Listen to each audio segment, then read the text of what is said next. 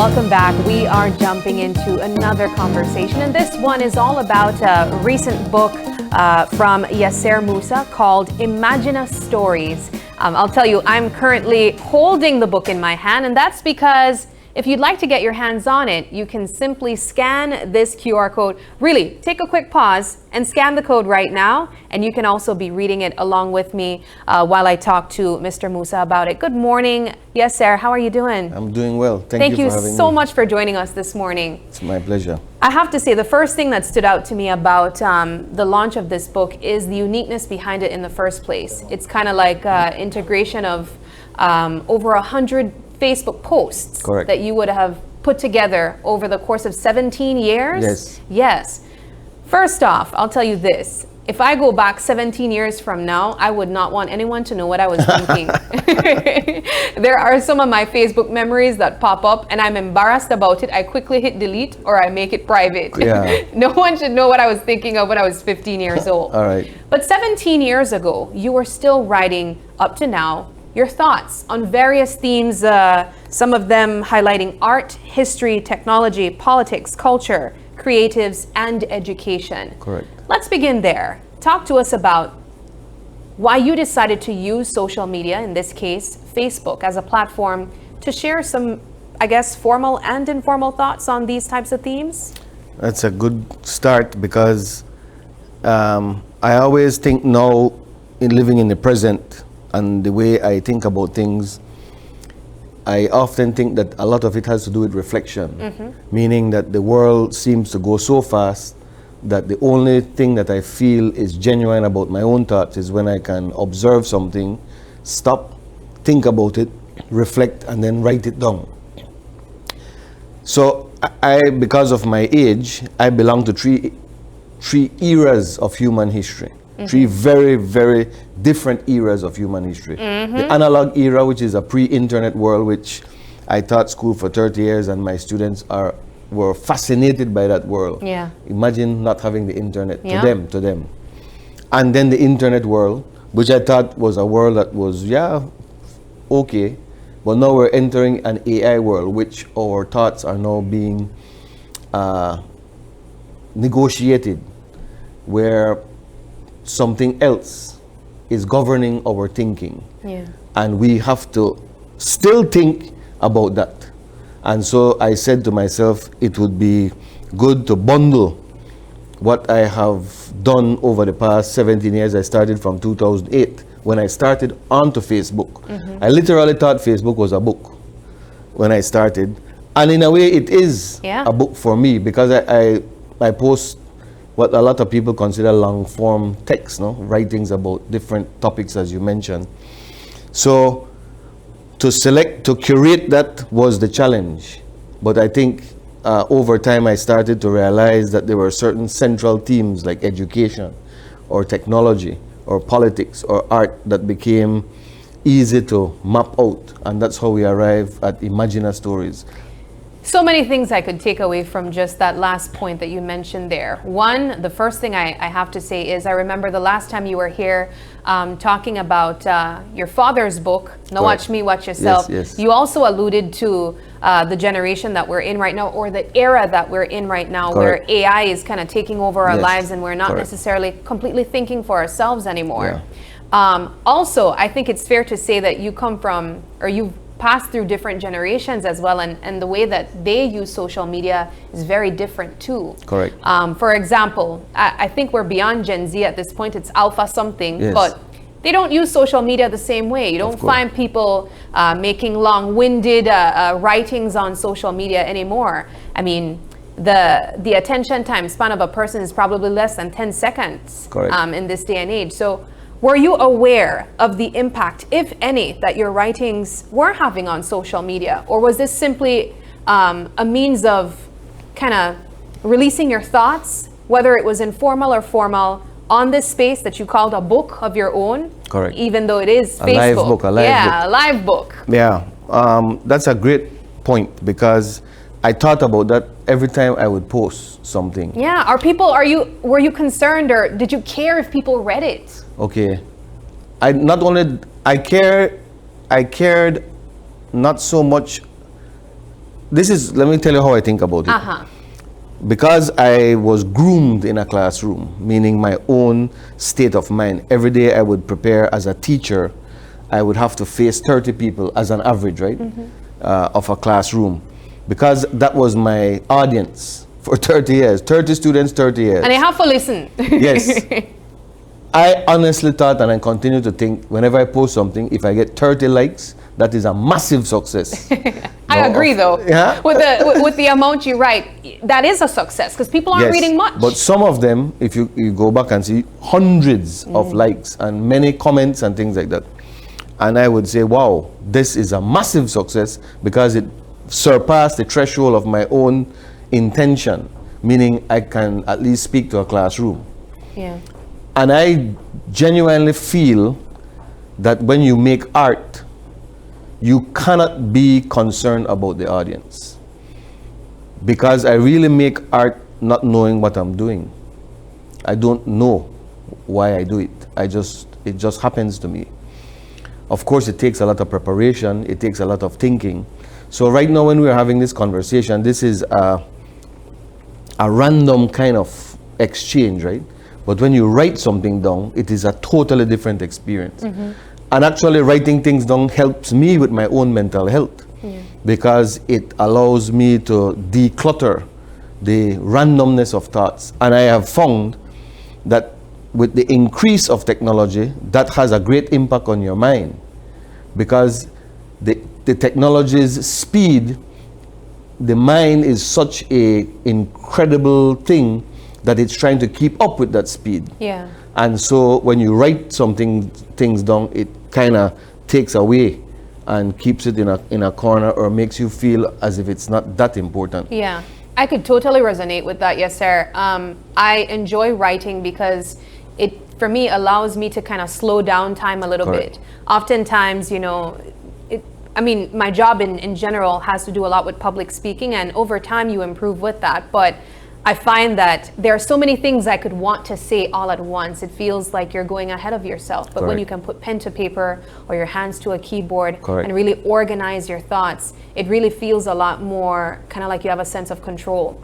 I want to touch at some of the titles of these posts that Yes. we would have seen throughout the Sure. 17 years. Some of them, the title alone kind of suggests that it would be more thought-provoking, Yeah. and I think that would be one of the reasons why you'd have more comments or more interactions online. What are some of these posts that you can remember being real standout figures in the 17 years? Wow. Well, it's easy. I started my own family. When my daughter graduated from high school, her name is Maya, I remember waking up very early in the morning, so proud as a father, and it just came to me. I wrote a letter to her. Of course, she's not on Facebook, so the letter was posted into my classroom of 30 online, right? Yes. Of course, she saw it through my wife's Facebook, but because as you said, that generation skipped that whole Facebook stuff. But also my son recently graduated with a mechanical engineering PhD, and I wrote about him. And it was the same feeling that I had in that morning when Maya graduated. I write about my great-grandmother, Agustina Gibbs, who came from Felipe Cariopuerto, and a Maya woman, and who is a big part of my ancestry. So the personal ones, I write about my parents, I write about my wife, I write Yeah. about my friends. The people you care about. Yes, and I write about people who inspire me, people who I care about and people who inspire me. I want to pause there really quickly because I'm looking at the titles and there's one that immediately stood out to me. Who the heck is who the hell is Captain Cadle? Yes, all right, so that's a great, everybody I knows. point that out because there is a social media influencer called Captain Yes, Cadle. and that's him. That's who you're referring Yes, to? yes. He's like 20. Yes, Okay. and well, let me tell you, I met him in my class. again. Okay, all right. Take us there. And he was an incredible student. Okay. A plus A, whatever is the highest grade you can give in a education. We actually featured him on the news. Yeah, he's an amazing young man. And the joke is, again, I was watching my daughter's TikTok over her shoulder, and I see Olajuwon. And I say, hey, that is Olajuwon. And she says, no, this is Captain Cadle. And then I started to follow him. And I realized, wow, what an amazing communicator. Yes. An amazing thinker, because you cannot do those things that seem fast and furious, so to speak, the way he presents, right? Without incredible preparation, incredible foresight, incredible insight, incredible critique, his ability to critique things, his ability to look at culture from his perspective, from his generational lens. He has generational lens, what I call, he has the capacity to consume culture in a way unlike anybody I've seen. Yeah, and you know, it goes right back to what I was saying, the different generations and the way that they use social media and consume social media. Correct. Because you write formally, and these long statements sharing your thoughts. But stress on the word long. Yeah, they're long, you know? Yes, they are. But that's fine, because I could appreciate that. Correct. But then you have Captain Cadle, Olajuwon Cadle. He was at the presentation yesterday. I was very happy to see him. And he uses social media differently. Yeah. He's gonna give you the 10-second hits, and you're gonna leave impacted as well. Correct. That's such a beautiful way of connecting the past, the present, and the future. Yeah, human chat GPT. So you had your opening and your unveiling event yesterday. Talk about the people that were present and what you really hope to achieve with this book, because it's also free. You know, people can use the QR code as I shared earlier, but you're not selling it. Correct. Why is that? Well, I have been a publisher for 30 years. Books don't sell, especially in a small environment like we are in Belize. And when I say don't sell, yes, a few copies sell, and if a few hundred sell, that would be great. But despite that, despite what we feel in terms of something having only a capital value, a capitalist framed value, we have to recognize that publishing is not just about money. If it were, then there would, I mean, if you add up all the writers that make money from publishing, 90% of them don't.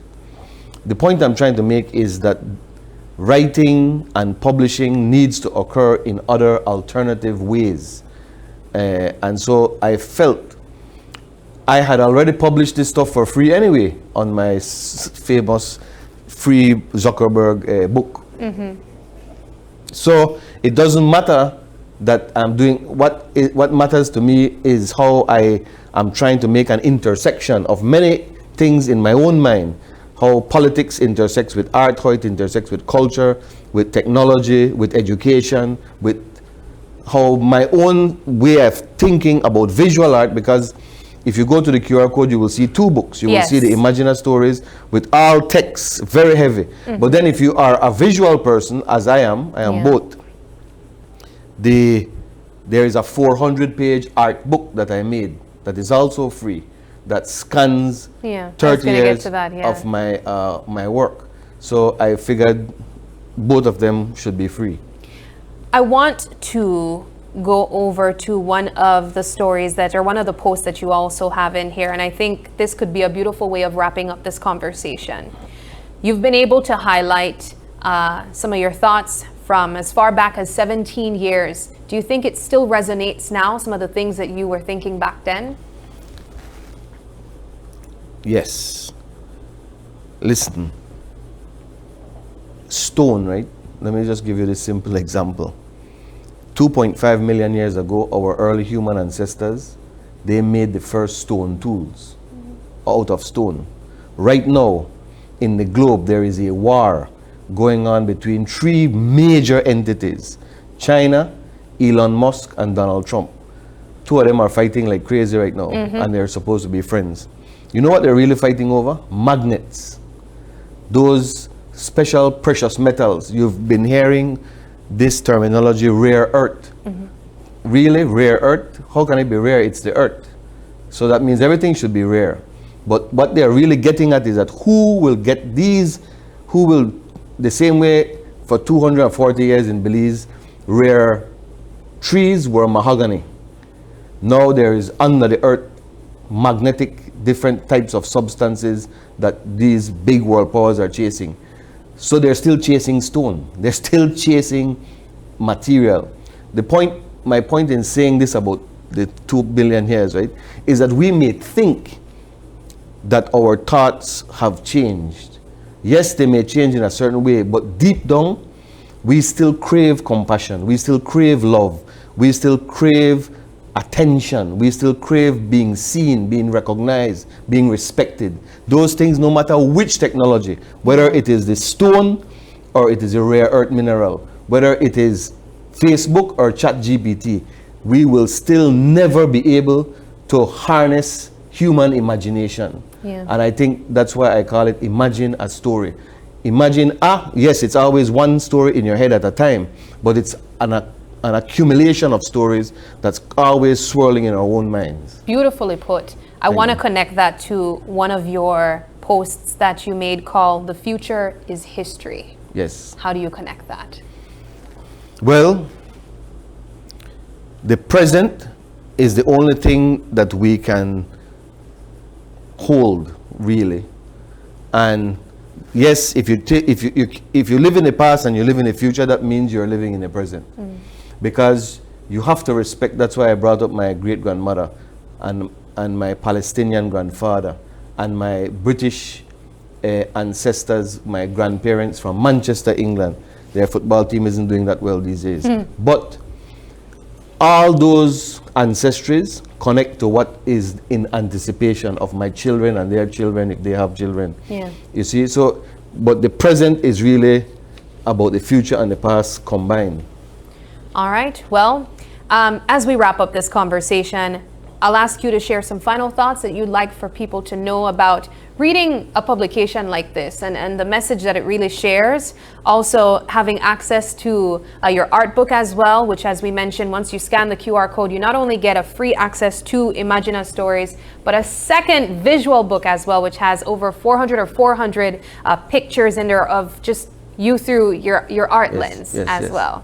Final thoughts? Well, I would like to first thank you for this conversation, and although it was a bit random, which is great, nothing wrong with random, I thought we were able to get to some of the core ideas of the project that I'm on. You don't have to read all of them at once. You can read a couple maybe here and there, and you can scan through the contents and look at the titles and maybe find something you might like. But I want to say that everybody's voice is valuable, and your voice doesn't necessarily have to be just in writing. It can be how you express yourself. When I use the word art with a capital A, I mean how you brush your hair or how you style your clothing. All these things are part of the art life, the way we conduct ourselves. And we should be aware of who is trying to govern our own minds. Right now, more than ever, and if you look at a lot of the writing that I put there, a lot of it is my preoccupation with how technology wants to just control your mind, control how you feel. And I think that is something we have to be conscious of and aware of. All right. Well, yes, sir, it has been a pleasure having you here. Thanks so much for joining us and sharing a bit more into what brought you to put Imagine Us Stories together in the first place. We can't wait to see what maybe 10 or 17 more years from now will give. Maybe it might be a whole new different platform you'll be using. I get advice from Captain Cadle. Yeah, all right. We take our final break, but don't go anywhere, because when we come back, here's a thought-provoking question that Paul and myself may or may not be debating. Is mental health support more accessible to women than men?